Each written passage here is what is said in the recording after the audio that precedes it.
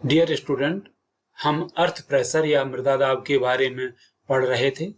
पहले लेक्चर में हमने इसका परिचय जाना, इंट्रोडक्शन जाना, मृदा दाब क्या होता है और ये किन किन संरचनाओं पर लगता है उनको पहचाना था। आज हमें इससे आगे पढ़ना है। हम पहले देख लेते हैं कि हमने पहले क्या पढ़ा था, पिछले लेक्चर में क्या देखा था। पहले लेक्चर में सबसे पहले हमने परिचय पढ़ा था। जिस तरह से द्रव किसी पात्र में एकत्र करने पर उसकी दीवारों पर दाब डालता है और उस दाब को हाइड्रोस्टैटिक प्रेशर कहते हैं, उसी प्रकार मृदा भी जब कहीं रोकी जाती है तो लैटरल प्रेशर या पार्श्विक दाब डालती है और उस दाब को हम मृदा दाब कहते हैं। हमने फिर प्रतिधारक संरचनाओं के बारे में पढ़ा था। ऐसी संरचनाएं जो सॉइल को पार्श्विक सहारा या लैटरल सपोर्ट देती हैं, उन्हें हम प्रतिधारक संरचना या अर्थ रिटेनिंग स्ट्रक्चर कहते हैं। फिर हमने कुछ संरचनाओं के नाम जाने थे, जैसे कि रिटेनिंग वॉल या प्रतिधारक दीवारें। हमने इनके एग्जाम्पल्स भी देख लिए थे। चादरी स्थूणा, बहुत ही सिंपल सा नाम है, सीट पाइल। वल्क हेड या पीतभूत, अत्याधार या एबटमेंट, और साथ ही साथ में हमने विंग वॉल के बारे में भी देखा था। और सबसे आखिरी में टिम्बरिंग या तख्तबंदी के बारे में जान लिया था। हमने इनके ढेर सारे डायग्राम्स देख लिए थे, फिगर्स देख लिए थे, तो हम इन्हें पहचानने लगे थे। और सबसे आखिरी में हमने प्रतिधारक दीवार, चूंकि रिटेनिंग वॉल काफी इंपॉर्टेंट होती हैं, तो रिटेनिंग वॉल के बारे में हमने जाना था कि मृदा के भराव को सहारा देने के लिए बनाई जाने वाली संरचना को प्रतिधारक दीवार कहते हैं। ये अलग अलग ऊंचाई वाली भूमि सतहों को स्थिरता प्रदान करती है, यानी एक जगह भूमि का लेवल कम हो, दूसरी जगह ज्यादा हो, तो ये ज्यादा जहां पे लेवल है उस तरह की सॉइल को स्टेबिलिटी देती है। यहां तक हमने पढ़ लिया था। आज हमें प्रतिधारक दीवारों के विभिन्न हिस्सों के बारे में जानना है और उन हिस्सों के नाम क्या क्या होते हैं, उनका फंक्शन क्या क्या है, इसकी टर्मिनोलॉजी क्या क्या यूज होती है, उसके बारे में अब हमें आगे जानना है। तो हम सबसे पहले ये देखते हैं, ये हमारी प्रतिधारक दीवार है जो हमें ये दिखाई दे रही है। ये हमारी प्रतिधारक दीवार है। इस दीवार के पीछे यहाँ पे मिट्टी को रोका गया है। ये जमीन का आगे का लेवल है, ये जमीन का लेवल यहाँ पे है, भूमि तल यहाँ पे।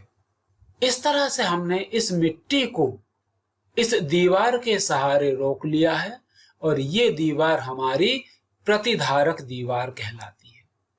यहाँ पे जिस जमीन को हमने, जिस मिट्टी को, जिस सॉइल को हमने रोका है, वो हॉरिजॉन्टल है। ये स्थिति हमेशा नहीं रहती।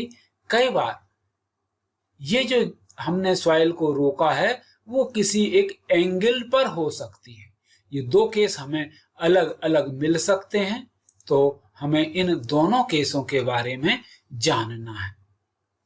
जब हमारे भूमि का तल पूरा का पूरा हॉरिजॉन्टल होगा तो इसे अधिभार रहित कहेंगे, और जब ये इस तरह से होगा, एक एंगल पे आगे बढ़ता हुआ, तो इसे अधिभार सहित कहेंगे। अब इस रिटेनिंग वॉल में बहुत सारे नाम लिखे हुए हैं। हम हर एक नाम की परिभाषा पढ़ लेते हैं। पहले मैं आपको नाम बता दूं। बैक या पिछला भाग, पृष्ठभराव या बैकफिल, एडी या हील, आधार या बॉटम, पदाग्र या टो, अग्रभाग या फेस। ये कुछ ऐसे नाम हैं जिनकी डेफिनेशन हमें रिटेनिंग वॉल के कॉन्टेक्स्ट में, रिटेनिंग वॉल के संदर्भ में पढ़नी है। पृष्ठभराव, प्रतिधारक दीवार के पीछे की तरफ स्थित पदार्थ, जिसे दीवार आधार प्रदान करती है, जिसे दीवार रोकती है, उसे पृष्ठभराव कहते हैं। जैसे इस एग्जाम्पल में बहुत क्लियर है, जमीन के इस हिस्से को, मिट्टी के इस हिस्से को, सॉइल के इस पोर्शन को ये रिटेनिंग वॉल रोक रही है। इसलिए यहाँ जितनी भी मिट्टी होगी वो पृष्ठ भराव कहलाएगा। यहाँ पे जितनी भी सॉइल रिटेन होगी, यहाँ पे जो भी सॉइल रिटेन की जाएगी वो सारी की सारी सॉइल हमारी पृष्ठ भराव कहलाएगी। अधिभार, प्रतिधारक दीवार के पीछे स्थित पृष्ठ भराव का वह भाग जो दीवार के शिखर से होकर जाने वाले क्षैतिज तल के ऊपर की ओर उठा रहता है, अधिभार कहलाता है। ठीक है, हम इसको एग्जाम्पल में देख लेते हैं तो बहुत ही जल्दी क्लियर हो जाएगा। ये हिस्सा हमारा एक्स्ट्रा है, ठीक है, हॉरिजेंटल के अलावा है, तो ये हिस्सा हमारा अधिभार कहलाएगा, ये सरचार्ज कहलाएगा। ये हिस्सा, इतना जो एक्स्ट्रा मिट्टी है, ये हमारी सरचार्ज कहलाएगी। अधिभार कोण, अधिभार कोण से हमारा तात्पर्य है अधिभार की सतह क्षैतिज से, अधिभार की सतह के क्षैतिज से बनने वाले कोण को अधिभार कोण कहते हैं। जैसे इधर देखें तो इधर हमें बहुत ही क्लियर दिखाई दे रहा है, ये हमारा अधिभार है और ये जो कोण बन रहा है जिसे हम बीटा से दिखाते हैं, ये अधिभार कोण है। तो अधिभार कोण, अधिभार जिस एंगल पे झुका हुआ होगा, हॉरिजेंटल और अधिभार के बीच में बनने वाला कोण अधिभार कोण कहलाएगा। कुछ और चीजों के बारे में, जैसे बैक, प्रतिधारक दीवार का पीछे वाला हिस्सा जो मिट्टी के संपर्क में रहता है, जो सॉइल के कांटेक्ट में रहता है, वो पिछला भाग या बैक कहलाता है। अगला भाग प्रतिधारक दीवार के पृष्ठभाग के जो अपोजिट होगा, जो सामने की तरफ होगा, वो फेस कहलाएगा। और ये फेस, यहाँ पे कुछ नहीं होगा, सॉइल नहीं होगी। हील, पिछले भाग की तरफ वाला भाग, दीवार के आधार का किनारा एड़ी कहलाता है या हील कहलाता है। ठीक है, पिछले भाग के पास का दीवार के आधार का भाग एड़ी कहलाएगा।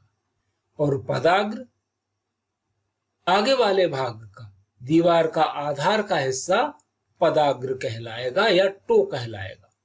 देख लेते हैं हम इनको। जैसे ये हमारे पृष्ठभाग कहलाएगा, सॉइल इसी हिस्से में रिटेन की जाएगी। हमारी जो सॉइल है वो इसी हिस्से में रोकी जाएगी, सॉइल है ना, वो इसी हिस्से में रोकी जाएगी। तो ये बैक कहलाएगा या पृष्ठभाग कहलाएगा। अगला भाग, ये हमारा अगला भाग कहलाएगा, फेस कहलाएगा। ये बैक के जस्ट अपोजिट होगा। एड़ी या टो, एड़ी या हील, सॉरी, एड़ी या हील, ये पिछले भाग और बॉटम वाला हिस्सा होगा।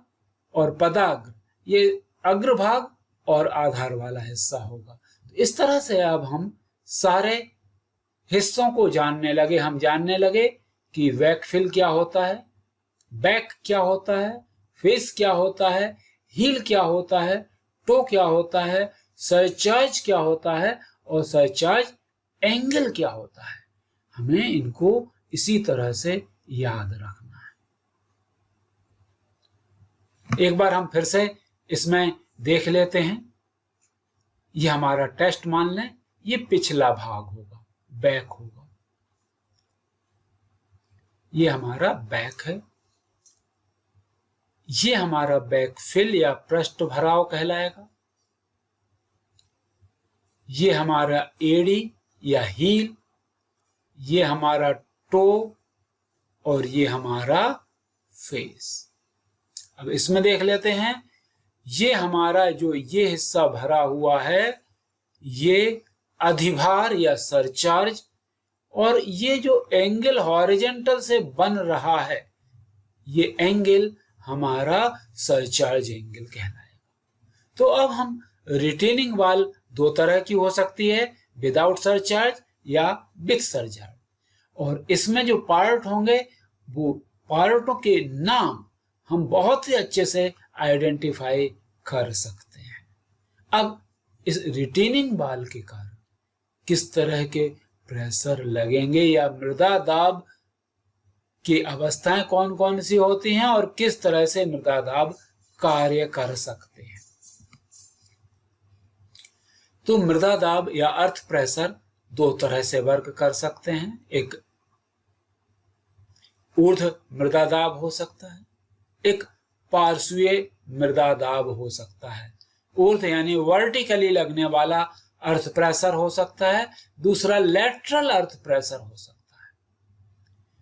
जो पार्श्वीय अर्थ प्रेशर होता है उसके तीन हिस्से माने हैं, सक्रिय मृदा दाब, निष्क्रिय मृदा दाब और अर्थ प्रेशर एट रेस्ट या विश्राम स्थिति में मृदा दाब।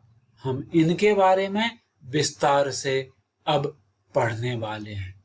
हम अगले लेक्चर में इनके बारे में विस्तार से पढ़ेंगे। धन्यवाद।